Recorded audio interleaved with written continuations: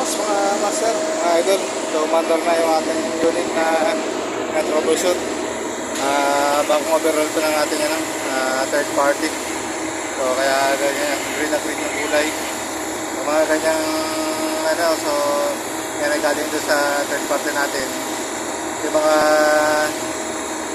hindi nababago yung kulay, so yun yung mga ginagawa natin, ini-house natin dito na in-overhaul. So, ngayon, ang pirahe natin ay mga 30. So ito yung uppers. So ito yung pang lang naman, pang trigger lang. So ang temperature nito na kailangan lang ay plus 5 lang. So hindi namang masyadong pero taadar lang. Ito yung ating so yung ating third party na nag-overhaul, hindi ko alam kung may problema sila sa dahil yung pressure natin sa kapantay lang sa ating suction. So yun, hindi natin sigurado yung kanilang gawa. So yung pangatlong compressor na at yung unang in-overhaul nila gano'n din. So nakikita nyo may vibrate yung kanilang hindi ko alam kung normal ba sa kanila yung ganyan. So dapat kasi walang vibration.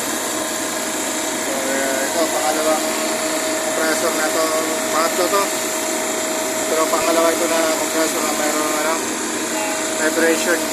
So ibig sabihin may problema yung malang mag-overhaul. Hindi talaga pulido. Hindi natin masabi, baka mamaya mga pinakabit na connecting rod o kaya mga bearing kabit ay mga ayos na or hindi naman talaga brand new. Kaya pag ganyan hindi talaga tatagal yung ganitong klase ng overhauling. So masaya talaga ng bihira lang kami mag-overhaul, pero dahil nga sa dala nga kami sa ganitong problema, kaso hindi maiwasan na hindi pa may outsource o lalabas para pag mabilisan na ang balik ng compressor. So ibig sabihin dapat na ibalik agad yung compressor dito sa para may kabit. So napipilitan kaming ipalabas. Kung tutusin, kaya naman namin dito mag-overhaul pag mayroon ng pesa.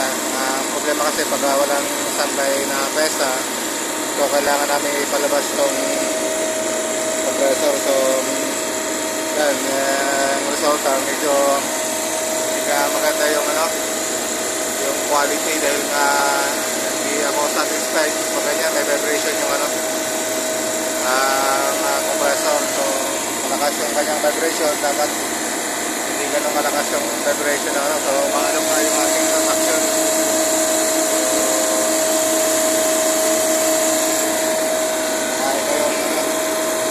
Ito yung agar ng compressor pag smooth, dapat hindi dapat sa magaspang. So yan, so update ko lang kayo mga boss, mga sir. Kanina pa namin ito tinotopulson. So marami tayong mga silip dito, pati mga module ng compressor nito saka doon sa control. So sa wakas, awan ng Diyos ay mandar naman po. At ito mandar. So obserbahan natin ito. Kailangan natin, tingnan natin kung mapabago yung vibration ng compressor. So medyo may kasi mga boss. So pag ito matala yung ating malakas yung galaw ng ating dapat hindi ganyan kalakas. Ayan matakbo yung ating kinatong. Ibig sabihin malakas yung ito, malakas yung vibration ng mga compressor. Yan, so ma-observa natin, tingnan natin kung tatagal.